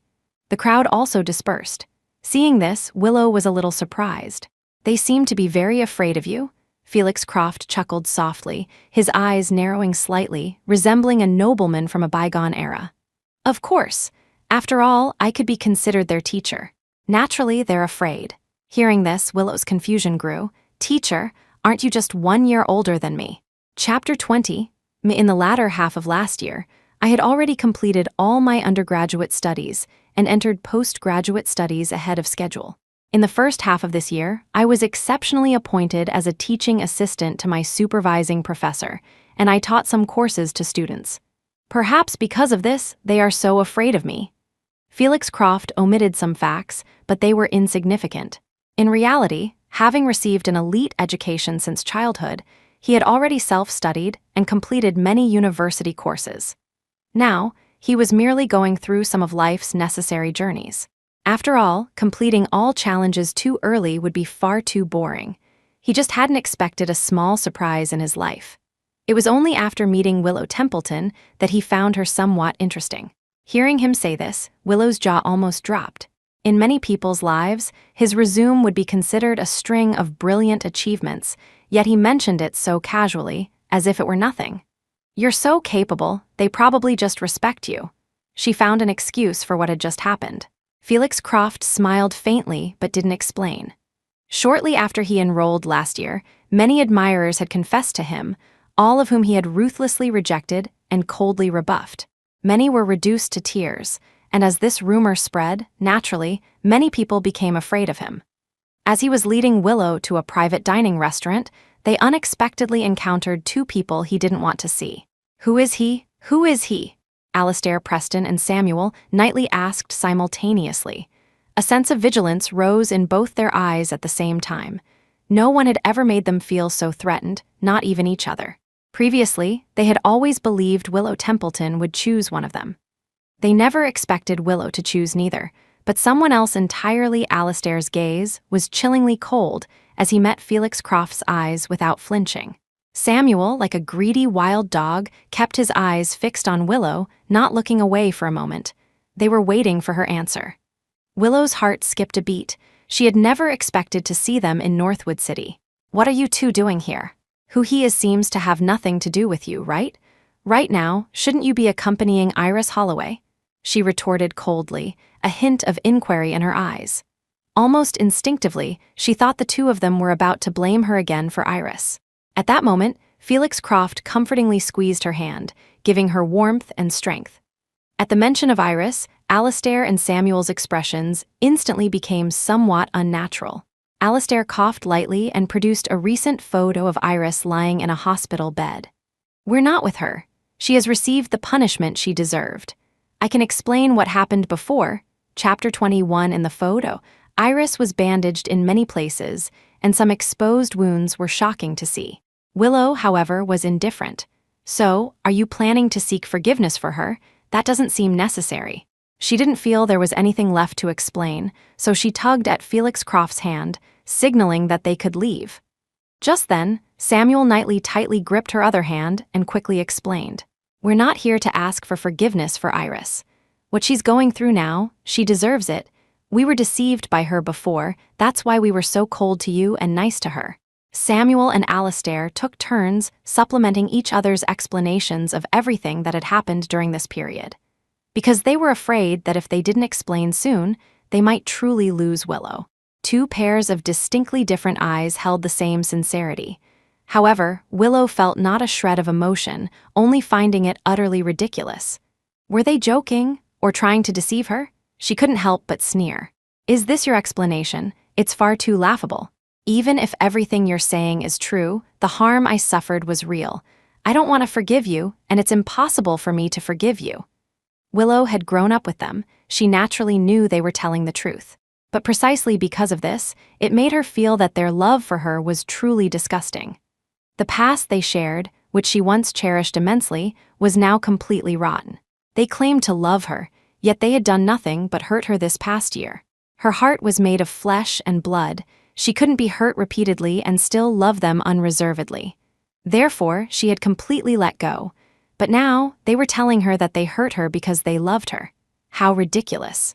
Willow laughed and laughed, wiping away the tears that welled up at the corners of her eyes. She felt sorrow for her past sincerity. Felix Croft comfortingly pulled her into his embrace, gently patting her shoulder. Alastair Preston, Samuel Knightley, mature people who love someone would never treat their beloved with harm. If you truly liked Willow, you wouldn't have hurt her like that. Also, allow me to introduce myself. I am Willow's fiancé. As soon as these words were spoken, Alastair and Samuel froze on the spot. They could hardly believe what they had heard. The emotion in Alastair's eyes shattered. He gritted his teeth and squeezed out a sentence. "Willow, you tell me if this is true or false. As long as you say it's false, I'll believe you." Willow also looked at Felix Croft with some surprise. He gave her a reassuring look, and Willow immediately understood, leaning into his embrace and naturally intertwining her fingers with his. "Isn't it obvious enough how we are? My parents arranged our betrothal long ago. Now, he is my fiancé." Seeing the impenetrable atmosphere between them, Samuel's eyes turned red with anger. "Let go, Willow, be good. A childhood betrothal can't be taken seriously. We love you very much. Don't deliberately find someone to make us angry." Saying that, he reached out to try and separate their hands. "This joke isn't funny at all. We did something wrong, punish us however you want, but just don't do this. We can't live without you." Alastair also approached, his face grim. Willow's expression changed slightly. She instinctively said to Felix, You should go first. I'm afraid they might get violent. The two of us might not be able to handle them." Chapter 22, seeing the wary look in Willow's eyes, Alastair Preston and Samuel Knightley both felt a sense of defeat. Were they really the kind of people in her eyes who would resort to violence so easily? Felix Croft stood in front of Willow. He simply made a phone call, and within a minute, several bodyguards appeared, twisting Alastair's and Samuel's arms behind them, preparing to take them away. "Don't worry, Willow, everything will be fine." Alastair struggled and rushed to Willow, grabbing her hand. "Come with me, leave this place, let's go home. We dropped out of university for you. If you like Northwood, we can get in here for you, but you can't be with him." His voice was extremely cold, carrying an air of irrefutable authority. Samuel also tried to rush over but was held back by the bodyguards, unable to move. His eyes were fixed intently on Willow, as if she were the only thing in his life. But she knew that wasn't the case. She didn't need their kind of love. "Let go. I won't go with you. Your dropping out has nothing to do with me. It was your own choice. I don't like you anymore, haven't for a long time. Don't you understand yet?" The blunt rejection thoroughly broke the hearts of the two men. The resistance in Willow's eyes was starkly evident. Felix Croft's azure eyes deepened, and he forcibly pried Alastair's fingers open, one by one. Then, the bodyguards quickly moved in and restrained Alastair. "Willow doesn't want to go with you, so don't force her." Right in front of Alastair and Samuel, Felix Croft took Willow's hand and walked into the private dining restaurant. "Are you okay?" His gentle voice soothed all the panic in Willow's heart. She shook her head. "I'm fine now, thank you for your help." The two sat at the dining table, eating quietly. Their tastes were very similar. All the dishes on the table were to their liking. Felix Croft frequently paid attention to Willow's preferences, picking up food for her and refilling her tea. Seeing the slight upward curve of her lips, Felix Croft also gave a minuscule smile, then discreetly glanced towards a hidden corner. "Willow, there's a little something on the corner of your lip. Let me help you." His slightly rough fingertip brushed against Willow's soft cheek, leaving an indelible sensation. She froze instinctively, taking a moment to react. "It's gone." Felix Croft chuckled softly and continued eating. However, in the corner, Alastair and Samuel, their mouths tightly sealed with tape, were so agitated their eyes turned red and bloodshot. How could he do that? The ropes binding Samuel tightened, almost leaving marks on his body, yet he seemed oblivious, his eyes solely fixed on Willow. Alastair was no better, extremely anxious, still trying to find a way to escape. They had to get Willow back from their perspective. Through the partially obscured screen, it looked like they had just been kissing. Felix Croft initiated it. Willow would never be the proactive one.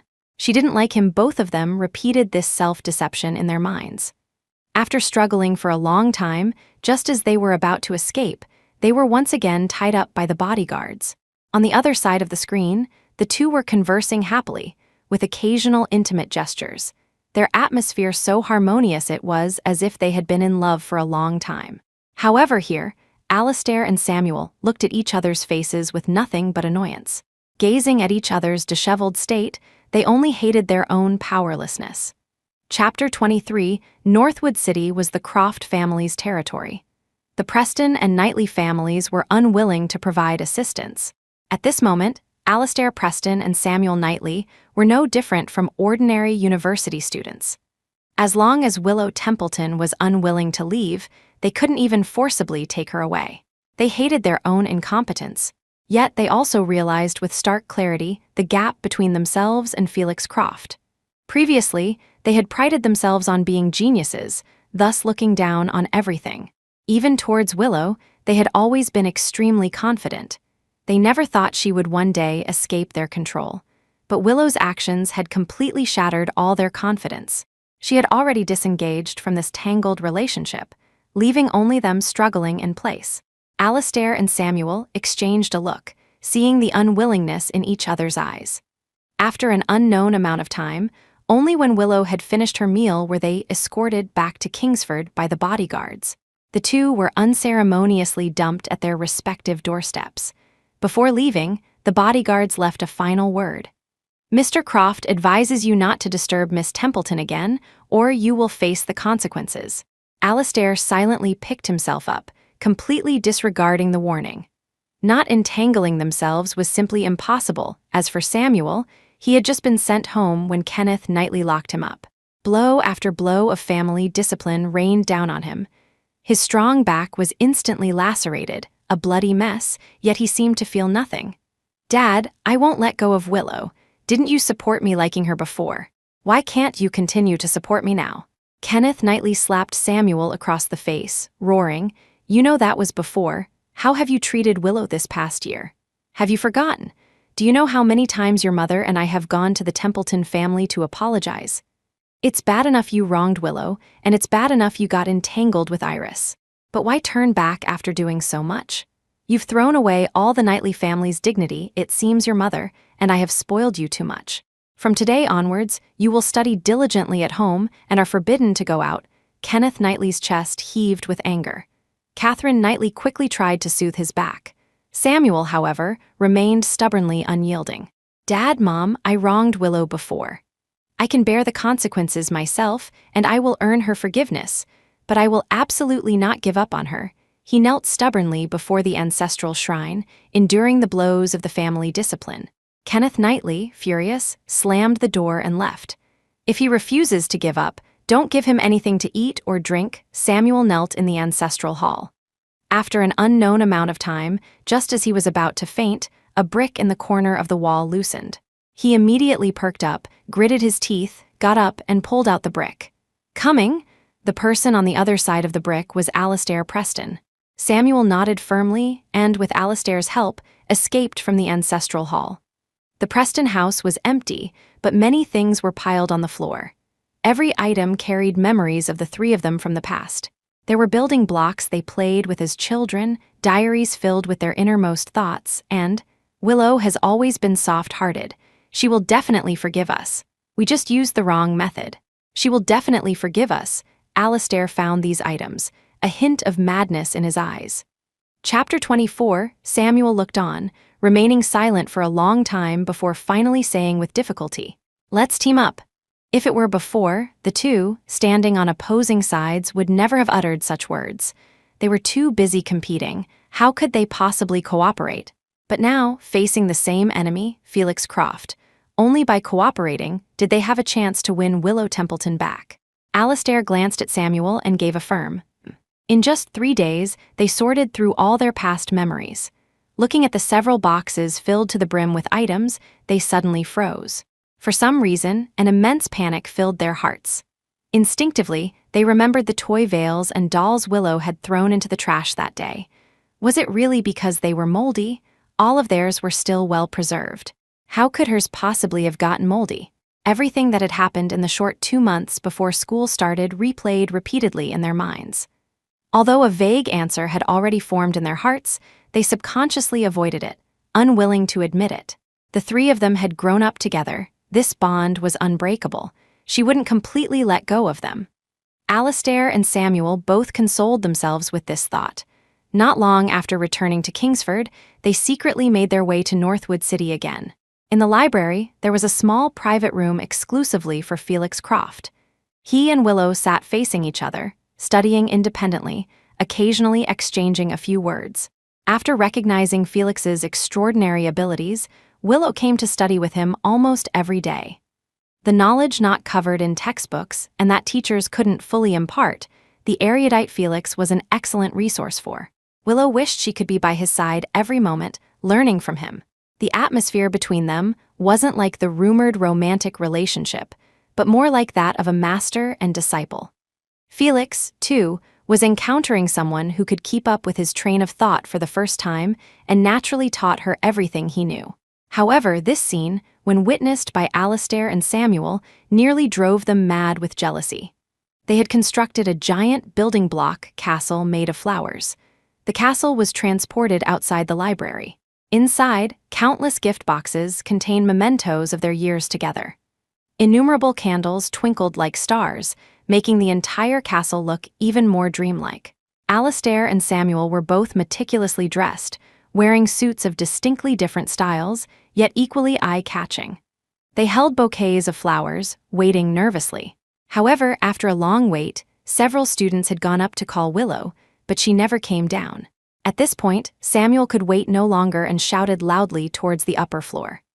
"Willow Templeton, I, Samuel Knightley, am here to fulfill my previous promise. You didn't hear my confession last time. You can't miss it again." Many students were attracted by the commotion and craned their necks to look. Alastair then spoke. "Willow, you promised me before that you would choose one of us to be with. Now is the time to choose." Upstairs, the protagonist, Willow Templeton, felt not a shred of emotion upon seeing this scene. She directly called the police, citing a fire hazard and public disturbance. Felix Croft also helped find the school's administrative staff and conveniently called for a water sprinkler truck. "Do you remember the truth or dare game at the class reunion? I said that on the first day of school, I would throw away 2 things. That was you too. No matter how many times we redo this, I won't choose either of you." Willow came downstairs, stood opposite Alastair and Samuel, and said coldly. As soon as her voice fell, the sprinkler truck arrived, and a stream of water gushed out, instantly extinguishing all the candles. Alastair and Samuel were also drenched like drowned rats. Chapter 25, Felix Croft, with quick reflexes, pulled Willow Templeton into his arms, shielding her from all the water. The beautiful and dreamlike confession scene instantly turned into a chaotic mess. The flowers, washed by the water, lost countless petals. The gift boxes were soaked, including some of the items inside, which were dripping wet. A meticulously prepared confession ended in disarray. Alastair's hair, plastered to his forehead, was still dripping water. His stern face was extremely embarrassed. His pale, thin lips moved slightly, his voice barely a whisper. "Willow, I'm sorry. We were wrong about what happened before, but can you give me another chance? I've liked you for many, many years. Look, these things are proof of my love for you. Don't be so cruel, I beg you." Saying this, he knelt on one knee and took out the familiar heirloom box. "This pair of jade bracelets can only be yours. If you don't want them, I'd rather smash them." The pair of emerald green bracelets was elegant and opulent, but Willow felt no stirring in her heart. Samuel, beside him, also quickly spoke. "Willow, I'm not asking you to choose between us anymore. As long as you leave Felix Croft, we are willing to love you together. You don't have to struggle. We are both yours." Samuel's dark eyes were filled with an unquenchable obsession. He then similarly took out the heirloom jadeite necklace. Many onlookers murmured amongst themselves, but Willow remained unmoved. Instead, she found their words utterly absurd. "Are you insane? Any feelings I had for you were personally extinguished by you long ago. Don't even talk about forgiving you, let alone getting back together with you. It's impossible. Get that idea out of your heads. Those heirlooms are your things. If you throw them away, it has nothing to do with me. I don't need them." With that, she decisively slapped each of them across the face. Samuel's face turned deathly pale. Already seriously injured, and now hit like this, he could no longer hold on and fell straight towards Willow. However, she unhesitatingly took a step back, letting him fall to the ground. Her cold action thoroughly pierced Samuel's heart. Even Alastair was momentarily stunned. At this moment, Willow spoke to them one last time. "Alastair Preston, Samuel Knightley, don't come looking for me anymore. I've long since moved on. To me, you are just friends I used to know. I might be with someone else, get married, have children, but that person will absolutely not be either of you." After speaking, she unhesitatingly turned and walked away. Even when she accidentally stepped on a hand-woven bracelet the 3 of them had made together in the past, she felt no pain at all. Her resolute attitude was clear enough. Alastair stared intently at her retreating figure, still unwilling to give up, wanting to chase after her. Just then, several police officers got out of their car and inquired, "Excuse me, who reported this? Who is responsible for all these items?" After some questioning, the police took Alastair and Samuel away. One police car couldn't fit so many people, so Willow and Felix offered to drive to the station to give their statements. The group headed to the police station. But at that moment, an old van suddenly sped towards the police car. Chapter 26, Felix Croft's driver was a retired Special Forces soldier.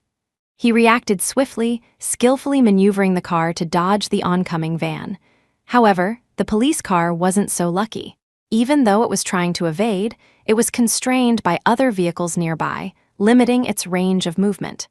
The van seemed to have locked onto the police car, its target clear. It accelerated recklessly, crashing into the rear of the police car. If anyone could have seen inside the van at that moment, they would have discovered that the woman in the driver's seat was none other than Iris Holloway, but her face and body were wrapped in bandages, and blood seeped from her wounds with every movement, a horrifying sight. Iris had gone mad. She had completely lost the will to live. She wanted to take Willow Templeton down with her when Alastair and Samuel had cut off her financial support. The little savings she had were insufficient for complete reconstructive surgery. Even after selling all the gifts they had given her, she couldn't find the best doctor, and the surgical results were mediocre. The doctor told her that recovery would be a long process, and her injuries weren't particularly severe. But Iris absolutely could not accept such an ugly version of herself. After returning to Bridgewater, she could even feel the contemptuous and disgusted gazes people cast her way. She couldn't bear to be so ugly anymore, so she spent money on restorative plastic surgery. Unexpectedly, she was scammed. Halfway through the surgery, the plastic surgery clinic was shut down.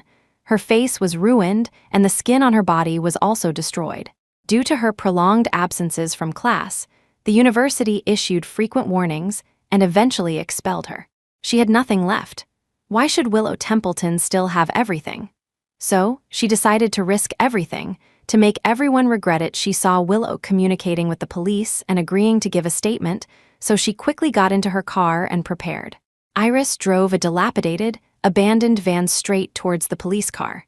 However, she never imagined that the people in the back seat of the police car were not Willow, but Alastair Preston and Samuel Knightley. She crashed into them recklessly. The entire rear of the police car caved in. The rear window shattered. Alastair, Samuel, and the auxiliary police officer were all unconscious. It was unclear where their bodies had been pierced, but blood flowed profusely, staining the police car red. Iris, in the old van behind, was no better off. Her forehead was also bleeding, and she fainted at the wheel, unconscious. For a moment, the sirens of ambulances and police cars wailed incessantly. Even Willow felt a lingering fear and quickly asked Felix if he was okay. He pulled her into his arms and patted her comfortingly. "It's okay, we're fine. They'll be fine too." After giving their statements at the police station, they waited outside the hospital emergency room for the Prestons and Knightleys to arrive. After all, they were once friends. Waiting for a while was the least they could do. Several days later, Samuel Knightley finally woke up. His injuries were relatively minor. Because he had fainted that day and was protected by the police, he wasn't severely hurt, though one of his legs was crushed and broken. Alastair Preston and the officer in the back seat were not so lucky. Shards of glass had pierced Alastair's head, a very dangerous injury. Although it wasn't life-threatening, the long-term consequences were uncertain. The officer's entire back was pierced by glass, and some of his internal organs were ruptured and bleeding. His life hung in the balance. Iris suffered a concussion, and both her legs were broken. It was, after all, a scrapped vehicle. Its protective capabilities were naturally weak. Chapter 27, after Samuel Knightley woke up, he refused to see Willow Templeton. Dad just let her go. It wasn't her fault that day, it was Iris. And the me now, I'm no longer worthy of her. The usually proud young Master Knightley was, for the first time, so humbled and dejected.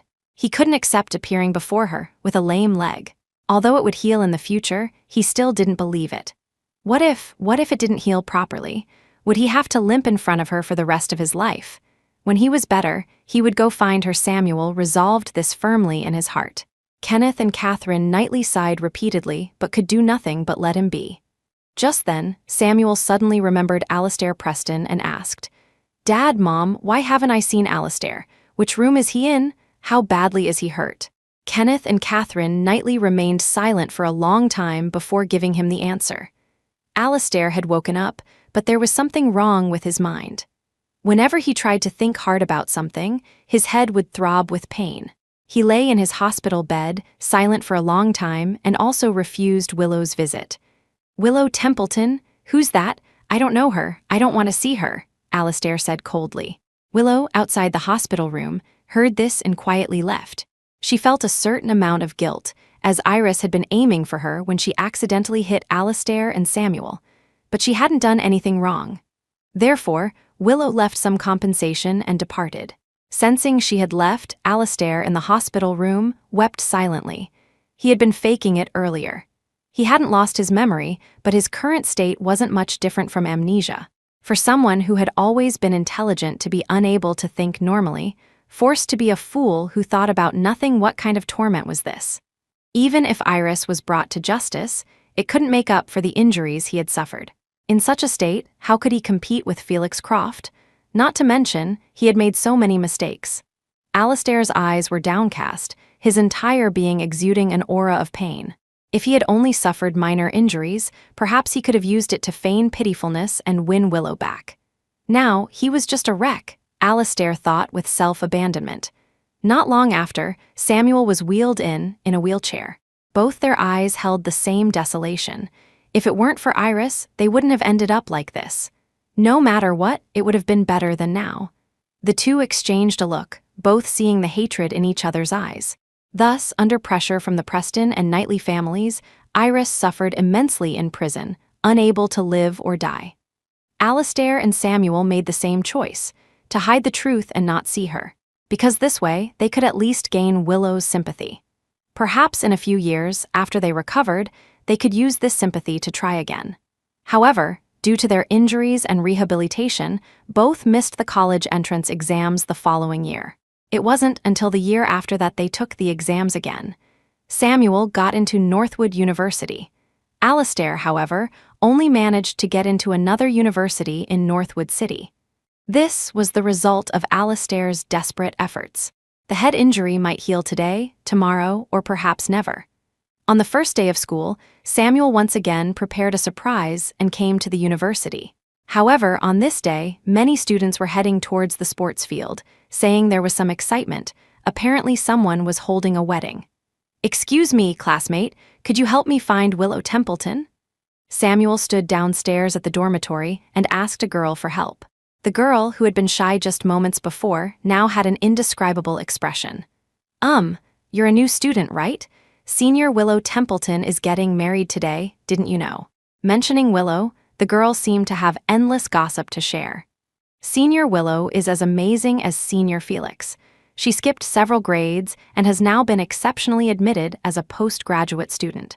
She might even teach at our university in the future.